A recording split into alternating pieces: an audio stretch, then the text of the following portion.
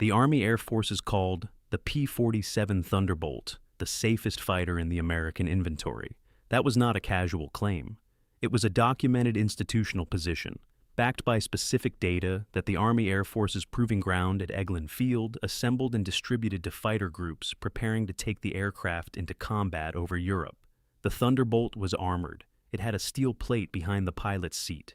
Its Pratt & Whitney R2800 double wasp engine was a radial, air-cooled without the liquid cooling system that made the Spitfire and the Messerschmitt vulnerable to a single puncture in a single coolant line. It could absorb cannon hits that would destroy a P-51 or an FW-19. It had been used in training accident analysis to establish that a pilot who kept flying his damaged Thunderbolt toward friendly territory had a significantly higher probability of survival than a pilot who bailed out over Germany. The aircraft brought its men home. That was the institutional claim, and it was not dishonest. What the proving ground data did not capture was what the missions over Europe asked the men inside those aircraft to do, and what doing it cost them in the specific physical and psychological terms that statistics about structural survivability were not designed to measure. The Army Air Forces said the P-47 was the safest fighter in the inventory. Here is what the pilots who flew it low over the Normandy hedgerows, and the Rhine Valley bridges, and the German locomotive yards, and the Luftwaffe airfields called it among themselves. They called it a great aircraft to be shot at in. They were not complaining about the aircraft when they said this. They were describing with precision what it was like to fly it. Start with the machine, because the P-47's specific physical character was both the source of the institutional claim about its safety and the source of the specific demands it placed on the men who flew it in ways that safety statistics do not capture. The Republic P-47D Thunderbolt, the primary production variant through 1944 and 1945, was the largest and heaviest single-engine fighter produced by any nation during the war. She weighed 10,000 pounds empty and 17,500 pounds at maximum combat load. Her Pratt & Whitney R280059 double wasp 18-cylinder radial engine developed 2,535 horsepower at war emergency power with water injection, more power than any other production piston aircraft engine in the Allied inventory at the time. Her wingspan was 40 feet and 9 inches. Her fuselage measured 36 feet and 1 inch from propeller spinner to tail. Her maximum speed at 30,000 feet was 433 miles per hour. Her service ceiling was 42,000 feet. Her 8.50 caliber M2 Browning machine guns, 4 in each wing, could fire a combined total of 800 rounds per second at a muzzle velocity of 2,840 feet per second, producing a convergence zone at 300 yards where the combined fire of all 8 guns intersected in a volume of space approximately the size of an automobile. She weighed at maximum combat load, more than a loaded Douglas DC-3 transport. This weight was the P-47's defining tactical characteristic, and the source of every specific challenge the aircraft presented to the men who flew it. The weight gave the aircraft its phenomenal dive speed. A P-47 rolling over from 30,000 feet could reach 550 miles per hour in a sustained dive, faster than any German fighter could achieve in a comparable maneuver, and the kinetic energy accumulated in that dive could be converted into altitude in a zoom climb that left pursuing Focke-Wulfs and Messerschmitts far below. The weight gave the aircraft its remarkable structural integrity. The Thunderbolt could absorb cannon hits that destroyed lighter fighters because the structural redundancy built into a 10,000-pound airframe was simply greater than what a 6,000-pound airframe could provide. The weight gave the aircraft the fuel capacity for the escort missions of 1943 that no other American fighter could perform. The weight also meant that a P-47 that lost its engine over Germany was an aircraft that descended at a rate of approximately 2,000 feet per minute in a glide, significantly faster than a lighter aircraft in the same configuration, with a single-engine glide ratio that gave the pilot approximately 2 miles of forward travel for every 1,000 feet of altitude. If you were at 30,000 feet over the Ruhr Valley when the engine quit, you had theoretical glide range of approximately 60 miles. Between the Ruhr Valley and the English Channel was approximately 300 miles of occupied Europe.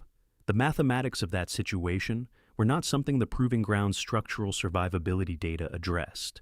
The cockpit of a P-47D was the largest fighter cockpit in American service, large enough that it had become the subject of the jokes the RAF pilots made about it, the jokes about running around the roomy interior that the British pilots used to express their opinion of American engineering philosophy.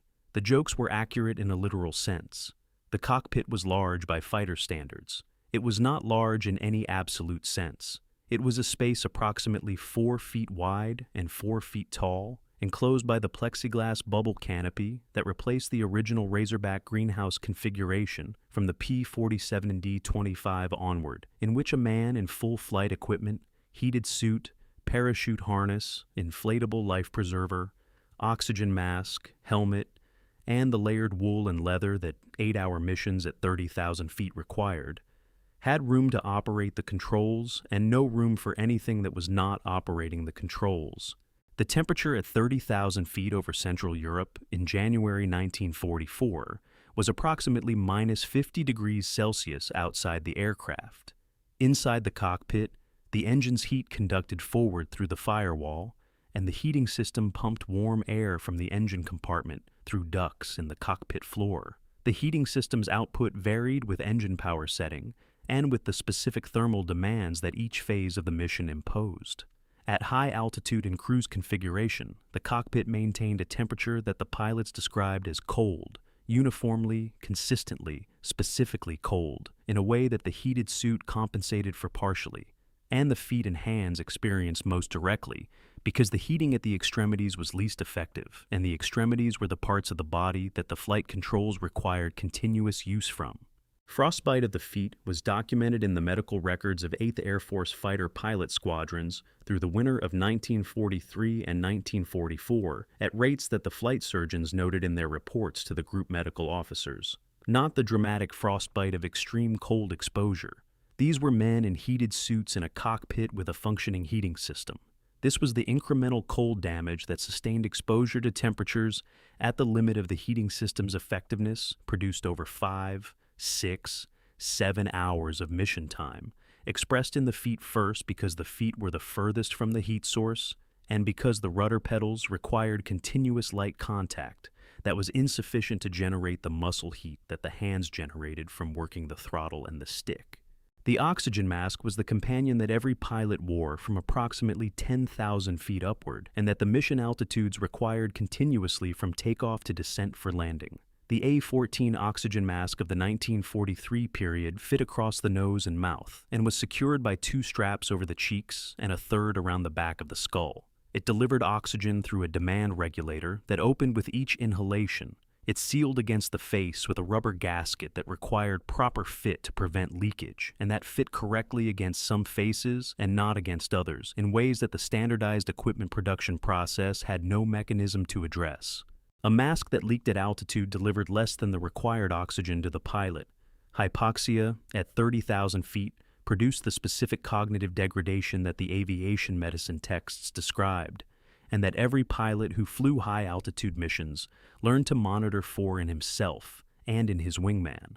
The mask worn for 7 hours accumulated moisture from the pilot's breathing that could ice in the oxygen delivery tube in the cold of high altitude, restricting flow at exactly the altitude where adequate flow was most critical. The icing was a known problem. The procedure for addressing it was to tap the tube, which usually cleared the ice. A pilot discovering his oxygen tube was iced at 30,000 feet over Schweinfurt in a formation of 200 aircraft, was discovering this at the moment when the cognitive degradation hypoxia produced was already making the discovery less reliable than it would have been with full oxygen delivery.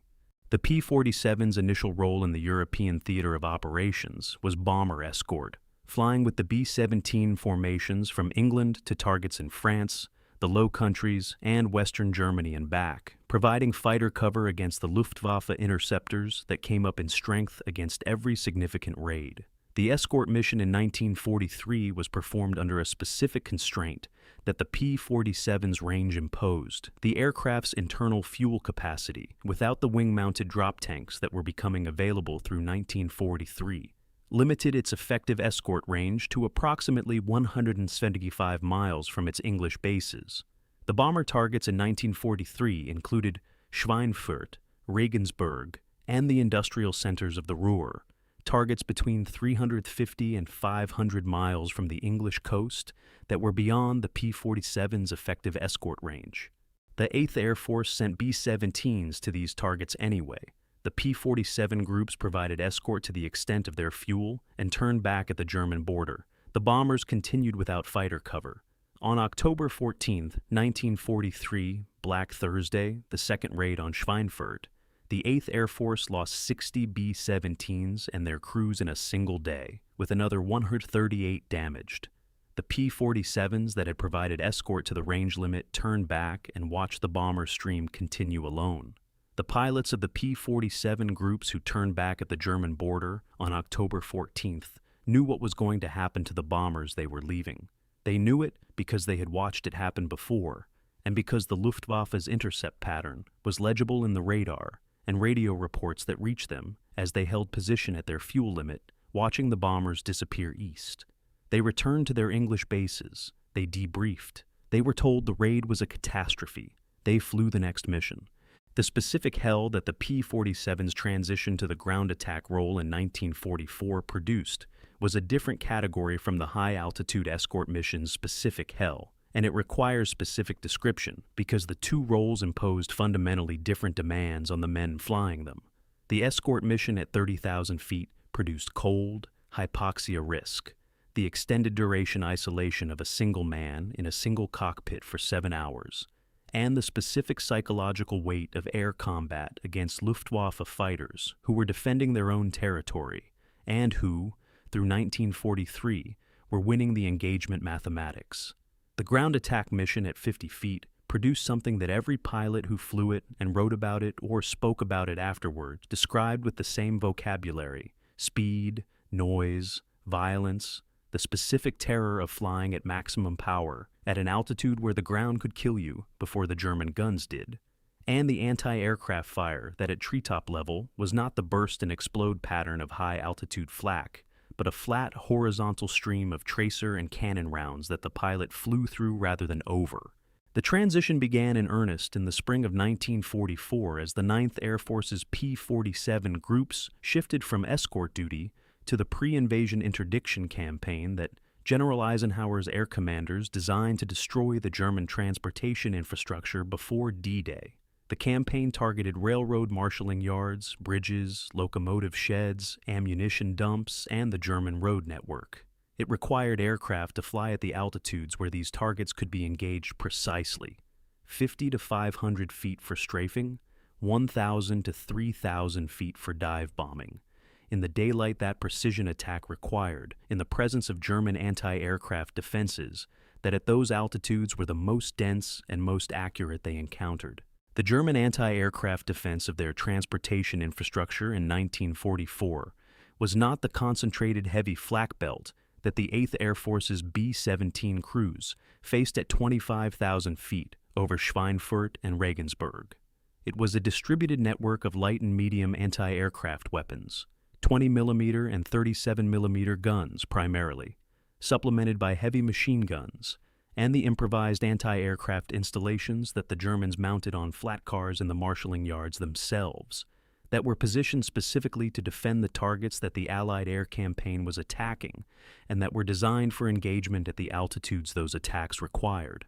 A P-47 making a strafing run on a German marshalling yard at Namur or Metz or Frankfurt was flying at 300 miles per hour at 50 feet, in a straight line dictated by the attack geometry, through a volume of airspace where every 20mm and 37mm position in the yard was tracking it at a range measured in hundreds of yards, and at an altitude where the ballistic geometry of the guns was maximally favorable for the gunners. The 20mm round at 50 yards range penetrated the P-47's aluminum skin with approximately 600 pounds of force per square inch. The Thunderbolt's structural redundancy meant that a limited number of 20mm hits in non-critical areas, the fuselage aft of the pilot, the outer wing panels, the tail section, might not produce immediate structural failure. A hit in the engine, the coolant lines. Wait, the R2-800 had no coolant lines. It was air-cooled. A hit in the engine of a P-47 might damage a cylinder, reduce power, produce vibration, and still allow the aircraft to fly. This is what the institutional claim about the Thunderbolt's safety was built on, and it was accurate. A hit in the fuel system, the flight controls, the cockpit directly, was a different calculation. The numbers that establish what P-47 ground attack operations actually cost require their concentrated examination here, because the ground attack phase of P-47 operations produced the highest loss rates the aircraft experienced in any operational configuration. In the 6 weeks between the start of the pre-invasion interdiction campaign in April 1944 and D-Day on June 6th, the 9th Air Force's P-47 groups flew approximately 4,000 sorties against German transportation targets in France and the Low Countries. Losses to anti-aircraft fire during this period ran at approximately 4.2% per sortie, compared to approximately 1.8% per sortie for the escort missions of 1943. The higher rate reflected the specific lethality of low-altitude anti-aircraft fire against aircraft that the ground attack mission's parameters made predictable and committed in their attack geometry. In the 6 weeks following D-Day, as the P-47 groups shifted to direct close air support for the Normandy ground campaign, the mission profile changed to include the specific hazard of supporting troops in contact, flying in the confined airspace above the front lines, where the distance between friendly and German positions was measured in hundreds of yards and where the margin for targeting error was the difference between destroying a German tank and hitting an American infantry position. The specific incident that illuminates what P-47 ground attack in 1944 actually cost the men who flew it is not from the pre-invasion campaign.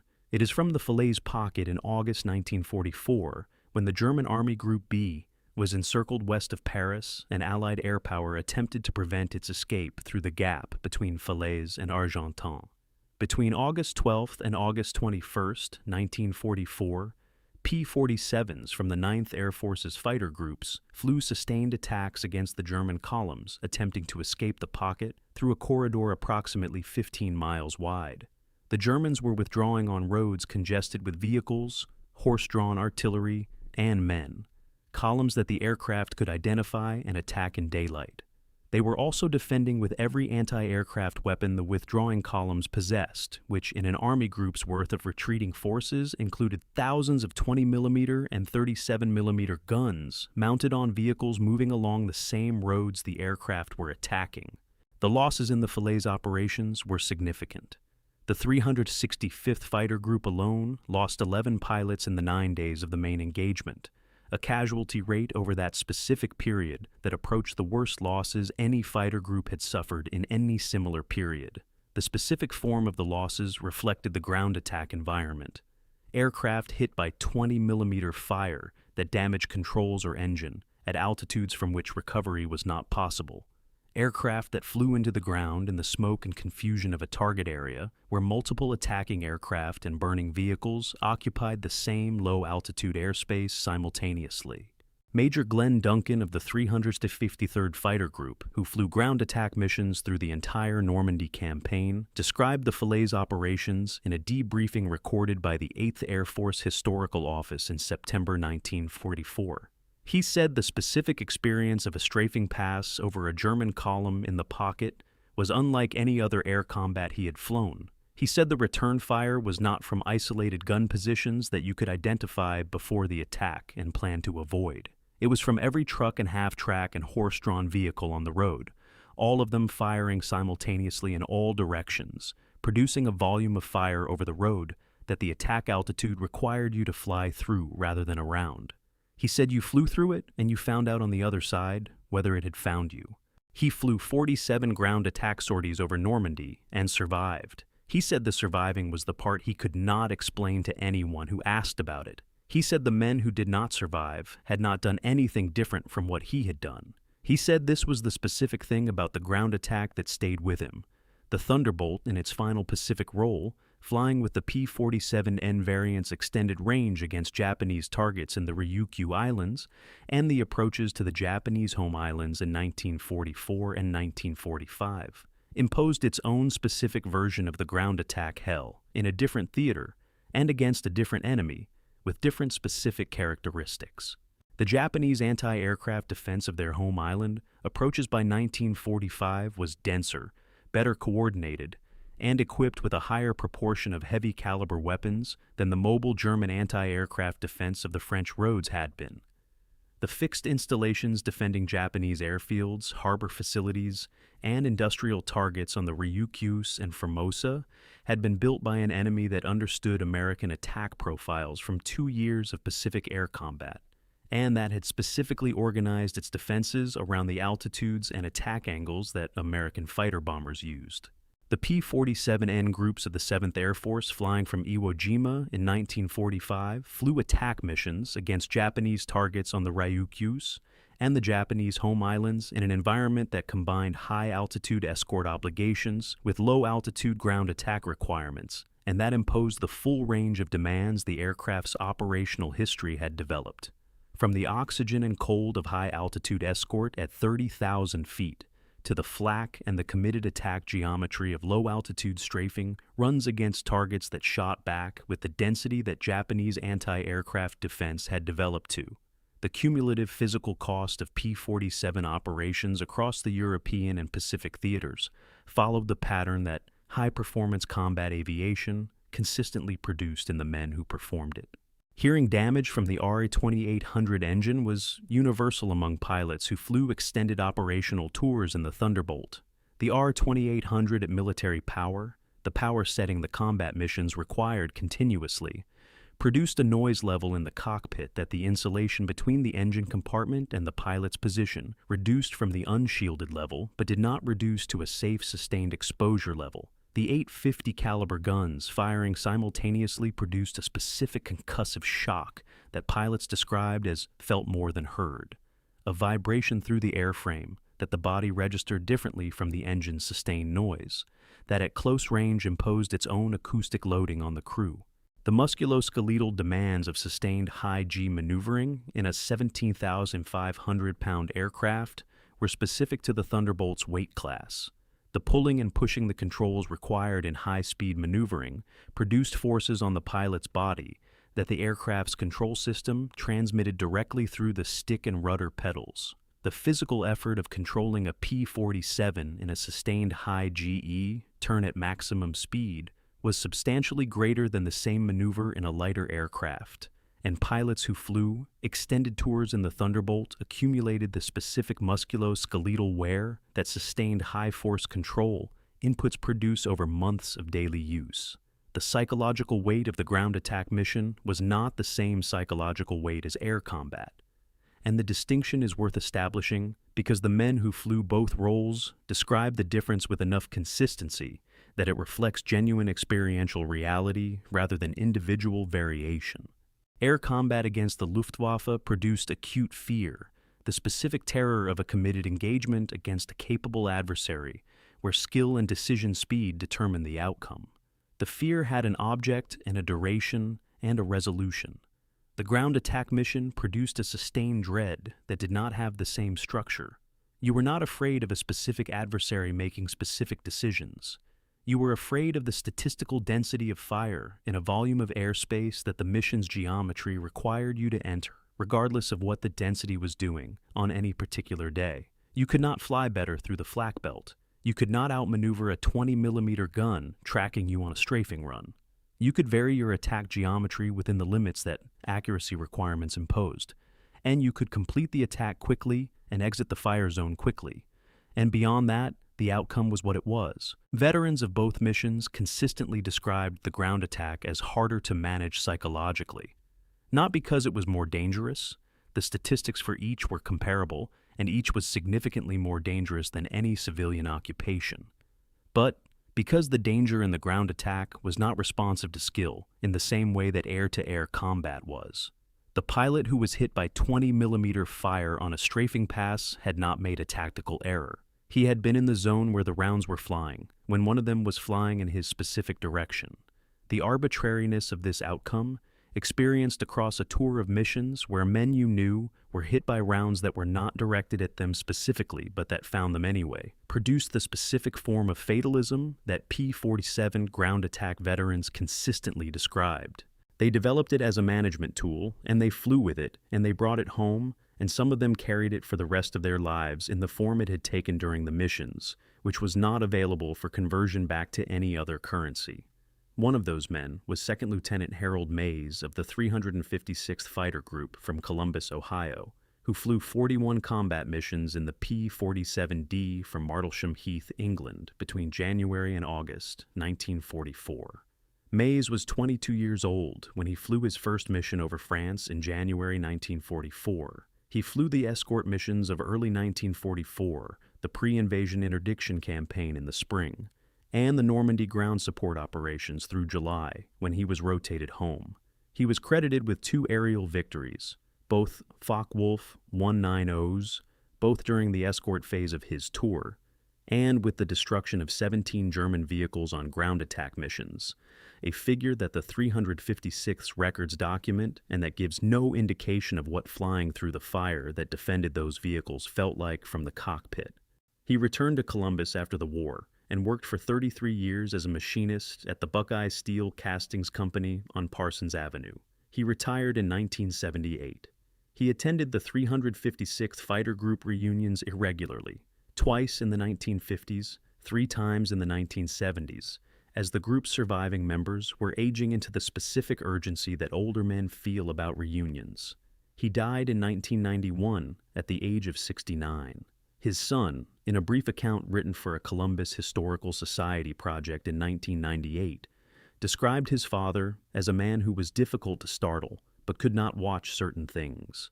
Not combat films specifically. He watched combat films without apparent distress. He could not watch airshow performances where aircraft flew close to the ground at high speed. Not because he was afraid of the aircraft, because of what low and fast over the ground meant to him in a specific way that the airshow's civilian context did not alter, and that his son understood only partially until he found, after his father's death, a single notebook. The notebook contained entries from 1944, written during the tour. There were no dates, there were no names, there were brief descriptions, distances, altitudes, types of ground fire, and after each one, a single word that appeared to be an assessment. Most of them said something routine in German. His son did not read German and had the entries translated. The word was Treffer, hit, not his aircraft. The entries were not records of his own damage. They were records of the hits he had observed in adjacent aircraft during ground attack missions. Aircraft he had watched take rounds. Some of those aircraft had returned to base. Some had not. He had kept count. 41 missions. The notebook had 37 entries. He had stopped keeping count 4 missions before the end of his tour. His son did not know what that meant. He said he had thought about it a long time and had not arrived at a satisfactory explanation. He kept the notebook anyway. If your grandfather or father flew fighters in the European or Pacific theater, the Thunderbolt, the Mustang, any of them, what stories did he tell you? Or did he never speak about it at all? Share below.